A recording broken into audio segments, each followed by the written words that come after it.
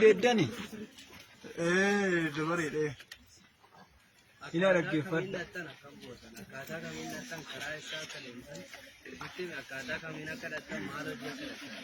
Maal hojjechuu dhaqxamme? Hojii jarree wayii qabnee dhiyeessee achirraa namicha dura biyyoo wayii qabaasaatti godhe. Ayyee. Ayee suma malee waan goone waan boodettan.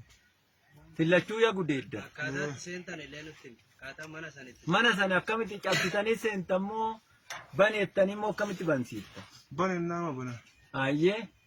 Isa booda isaan maal jettanii? Isaan isin barbaadan taatee inni karamaan jenne. Ayyee. Kanu. Eenyu dursee gudeeti? Dursaa dhaqee suma aanu. Si. Lammeessoo isa gudeede? Inni qawweedhaan isa eega? Inni qawweedhaan eega salatti ishee. Mee ati immoo kootti mee akkana bahe? Ati immoo waan hojjettee mime? Halkanii annoo fakkaannee beessaan qaama barnoo abaawoodha jedhaatee annoodha jennaan. Nama meeqasi? Nama torba. Maqaan kee eenyu? Bojaadha. Bojaa eenyu? Bojaa Jifaaraasi. Ganda kam? Sariitii Dhanquu. Sariitii Dhanquu. Aanaa kam? Jaldu. Aanaa Jaldu. Maal hojjette? Halkan nuti annoodha nuti qaama bilisummaa Oromootii birrii nuu kennaa deemee dinnicha namaa kukkutan.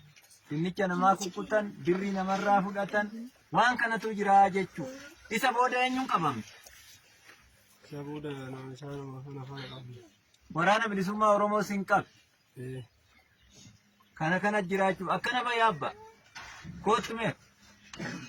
Atoo eenyu maqaan kee? Burukee. Burukee eenyu? Dabbabaa. Abbabaa eenyu? Dabbabaa. Dabbabaa eenyu? Alamuu. Mee waan hojjette himi? Kanuma tokko nama torba taanee kumtaala namaa tarsaanii balbala namaa qoqqoodne. Gaafa guyyaa kamii? Guyyaa isaa Qidaamedha yaadadha. Ji'a kam keessa? Juma kana keessa. Ji'a kana keessa. Eenyu irratti raawwatta? Masfinee Margaan jedhamu fi Dalasaan jedhama. Masfinee Margaaf Dalasaa kan jedhamu. Kumtaala isaa jalaa kukkutan nuti qaama abaa'oo teessaniin. Kana jira jechuudha uummata Oromoo laala. Hubadha. Yaa rakkanne uummata Oromoo waliin rakkanne irra nuti. Hattuu wajjinis rakkanne, uummata Oromoo wajjinis rakkanne, mootummaa hattuu kana waliinis rakkanne jechuudha. Waan mootummaa hattuu kanarraa dhaalte isa dalagaa jirti jechuudha kunillee. Kanaaf amma murteen kan keessan hin ajjeefne moo gorsinee gadhiif?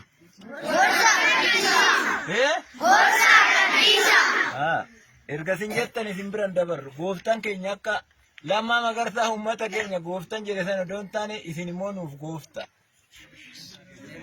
Lakki akkasiin. Kanaaf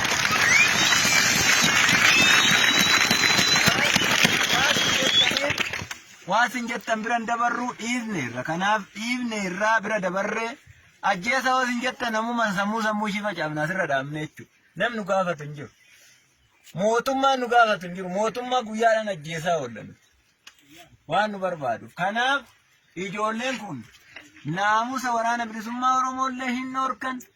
Barsiisota hayyoota keenya kanallee sinii karaa deemu osoo isin argatanii waanuma kana isin irratti raawwataa jechuudha. Barsiisas haa ta'u, barsiiftus haa ta'u, ammoo waan qaama waraana bilisummaa Oromoo fakkaatee isinii bilbilu waanuma tokkollee hin dhaga'ina. Yoo yakka qabaatte barsiisaa yakka godhu hin jiru dhiiroo. Yoo yakka qabaatte nuti yakka keetiin guyyaa waamnee si gaafa.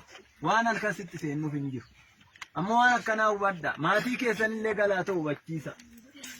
Kanaan booda namni tokko halkan bilbilee warri kee qaama seeraa ta'ee mootummaa kanaa dalagaa ture yookiin qawwee mootummaa kanatti galcheen ala yoo taate waraanni kun waan dhaqee gaafatullee hin qabu waan isatti reebee balbala isatti reebee birrii iddoo kanaa naa kaa'e maal jedhullee sodaa maaliif birrii iddoo kanaa kaa'e jennaan uummata nama hidhannoo hin qabne dhiisi mootummaa hidhannoo qabuyyuu walakkaa isaa deemne biyyootti isa makaa ollaa jechuudha.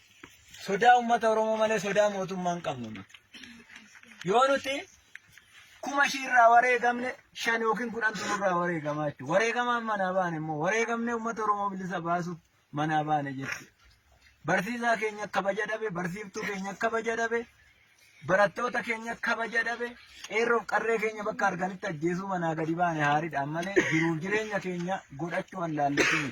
har'allee kaayyoo uummata Oromoo kana karaatti hambisuudhaaf gantoonni fi hattoonni bifa mootummaa qindeeffate kanaan gadi baatee uummata Oromoo nu jalaa gudeedaa ajjeesaa jirti jechuudha. Nuti safuu uummata Oromoo beenna, safuu cabellee deebisuuf deemna. Waan maatii uummata Oromoo gudeennuu qabnu akkasitti nu hubadha. Maatii keessanillee akkasitti nu hubachiisa. Horaa bulaa nagaan nu gala.